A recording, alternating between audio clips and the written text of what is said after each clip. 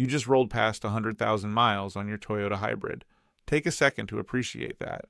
That's a lot of commutes, a lot of road trips, a lot of mornings where you just got in and drove without thinking twice about it. But here's the thing, nobody tells you when you hit that milestone. That's exactly when the mistakes of the past start showing up as repair bills. And the one that hurts the most, the one that catches hybrid owners completely off guard, is a failed battery. $4,000. That's the average cost of a hybrid battery replacement. And the hardest part to swallow is that in most cases, it was completely preventable. Not with expensive procedures, not with dealer visits every other month, with simple, consistent maintenance that most owners never do, because nobody ever told them it existed. Here's what you need to understand about your Toyota's hybrid battery. It doesn't fail suddenly. It doesn't just quit on you one morning out of nowhere. It degrades, slowly, quietly, one drive at a time. You might notice the fuel economy isn't quite what it used to be. A warning light that flickers on and then disappears. A slight hesitation before the electric motor kicks in. Those aren't random quirks. Those are signals. And by the time they're loud enough to force you into action, the damage is usually already done. So everything in this video exists for one reason, to make sure that never happens to you. We're going to walk through the exact checks, the habits, and the systems that separate the hybrids that hit 200,000 miles in great shape from the ones that need a new battery at 115,000. Let's get into it.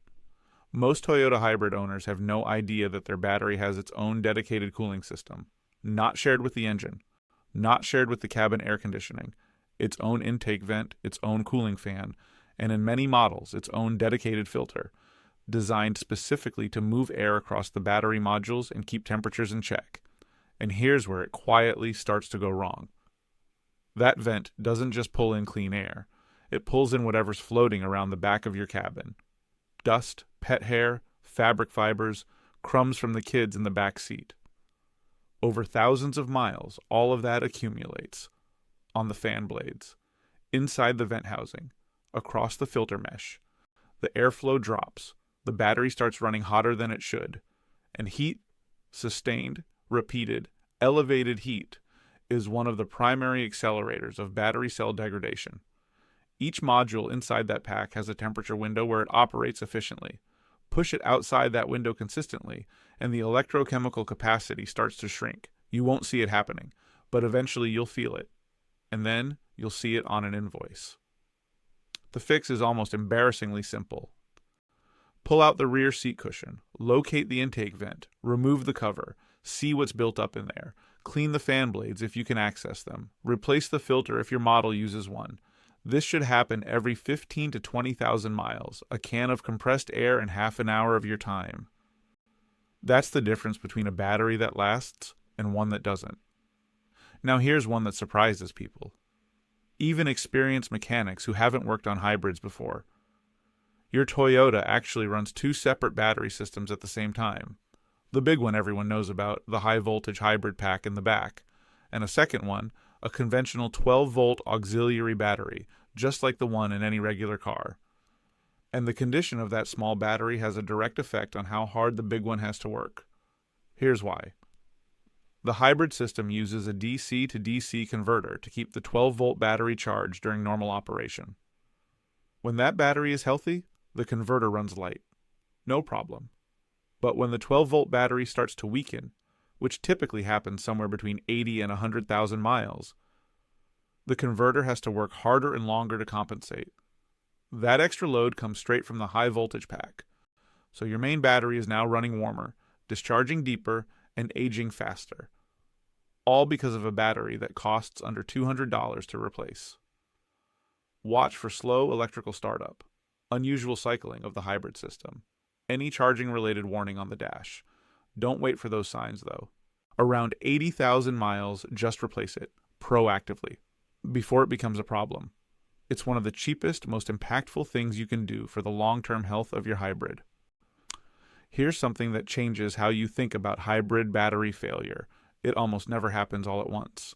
Inside your Toyota's high-voltage pack, there are anywhere from 28 to 40 individual modules, depending on the model, and every single one of them has its own voltage and its own capacity characteristics. In a healthy battery, those modules are tightly matched. They charge together. They discharge together. They behave like a team. But over time, some modules start to drift. They lose capacity a little faster. They hold slightly less charge. And when that happens, the battery management system has to protect those weak cells by pulling back on the entire pack's output. That's why you lose performance gradually. That's why fuel economy slips slowly. The system is compensating. And you can't feel it happening. But a proper scanner can see it. A professional-grade OBD tool connected to the Toyota Hybrid Diagnostic Protocol can read individual module voltages in real time. It shows you exactly which cells are beginning to fall behind before they drag everything else down with them. This kind of scan at a hybrid specialist costs a fraction of what a battery replacement costs. And when it's done every 20 to 30,000 miles, it gives you months, sometimes years, of early warning. The information is already sitting inside your car's battery management system. You just need someone with the right tool to read it. Here's something your car has been doing quietly this whole time, and most owners have no idea. Your Toyota's onboard computer logs fault codes related to the hybrid system, even when there's no warning light on the dashboard. There are two types that matter here. Active codes, the ones that trigger a visible warning and tell you something needs attention right now. And stored codes, the ones that say something happened once or intermittently, but not quite enough to turn on a light yet. That second category is where the real early warnings live. The hybrid ECU monitors battery temperature, module voltage spreads, charging behavior, dozens of parameters on every single drive. When something falls outside a specification, it writes it down, even if the issue resolved itself, even if you never noticed anything. A pattern of stored temperature alerts, for example, tells you the cooling system is struggling under certain conditions, long before any dashboard light confirms it. That's not guesswork. That's data your car has already collected. But it's completely invisible unless someone specifically pulls those stored codes with a hybrid-compatible scanner. A basic OBD2 reader won't get there. You need the full Toyota hybrid protocol. Schedule that scan regularly. Don't wait for the light, because the light means the car has run out of patience. There's a cooling system in your Toyota hybrid that most people, and honestly, a lot of general service centers, don't even know exists.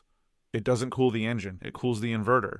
The inverter is the component that takes the high voltage DC power from the battery and converts it into the AC current your electric motor needs to run. It works hard, it generates a lot of heat, and Toyota gave it its own dedicated coolant loop, its own reservoir, its own pump, its own routing, to manage that heat independently. The problem is that coolant degrades over time, just like engine coolant does. The pH drops. Inhibitors break down. The fluid stops transferring heat as efficiently as it should. And an overheated inverter is not a small repair. Inverter replacement on a Toyota hybrid runs between $2,000 and $4,000 depending on the model. The maintenance is simple. Check the dedicated reservoir and replace the fluid on Toyota's recommended schedule, typically around the 100,000-mile mark or every several years. The reservoir is usually clearly labeled in the engine bay. The fluid is a distinct color if it's dark, murky, or you genuinely don't know when it was last changed. Schedule that service. It costs a few $100s. The alternative costs a lot more. All of the maintenance in the world can be partially undone by how you drive and where you park. Because when it comes to hybrid battery longevity, heat is the enemy. And a lot of the heat your battery is exposed to has nothing to do with what's happening under the hood. Think about what happens when your car sits in direct sun for a few hours on a hot afternoon. The cabin temperature climbs well above 100 degrees, and that same cabin air is what your battery cooling system draws across the modules. It's pulling hot air to cool a battery. That's not a failure. That's just physics working against you. Park in shade whenever you can. It's not just about comfort. Use a windshield reflector in summer. It keeps the interior temperature down, and that directly reduces the thermal load on your battery every single day. After long highway trips, where the battery has been under sustained load for an extended period, give the system time to breathe before you shut it down in a hot enclosed space. And city driving is actually gentler on the hybrid pack than highway driving. The regenerative braking that happens in stop-and-go traffic is one of the best things for the battery's long-term health. Owners who combine these habits with consistent maintenance are the ones you hear about hitting 200,000 miles on the original battery. It doesn't happen by accident. Let's bring it all together. 10 things.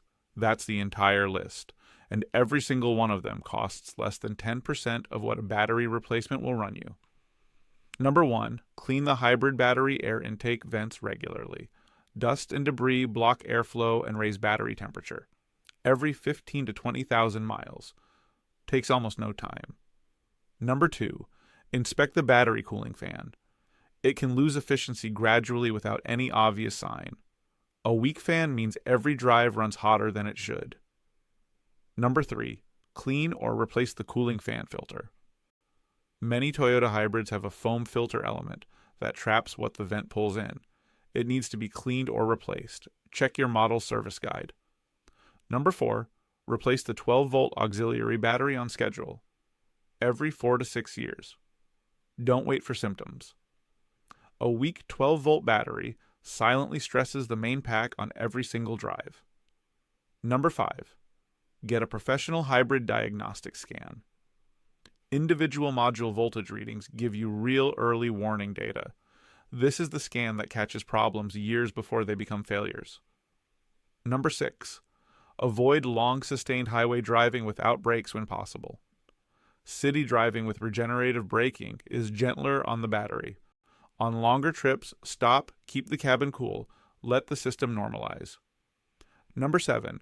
Pull stored hybrid fault codes at every service. Don't just check for active warnings. Stored codes are the car telling you something quietly before it decides to tell you loudly. Number 8. Replace the inverter coolant on schedule. Separate system, separate fluid, separate replacement interval. Don't assume it was covered in a standard service. Number 9. Park smart and manage cabin heat. Shade when possible. Windshield reflector in hot climates. Don't let your battery cooling system fight against a 400-degree interior. Number 10. Use technicians who specialize in Toyota hybrid systems. Not just someone who's seen a hybrid before.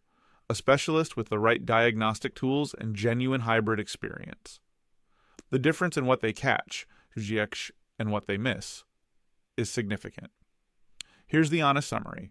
Hybrid battery longevity comes down to 4 things: temperature control, cooling system cleanliness, 12-volt battery health, and regular diagnostic monitoring. That's it. None of it is complicated. None of it is expensive relative to what it prevents. The hybrid battery in your Toyota was engineered to last. The engineering isn't the limiting factor. The maintenance is. Take care of these systems consistently. Build the habits, stay on the diagnostic schedule, find a technician you trust who actually knows these vehicles.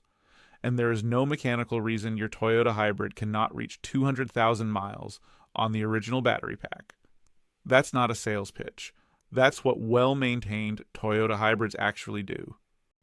You've already put 100,000 miles on this car. Take care of the next 100,000 the right way.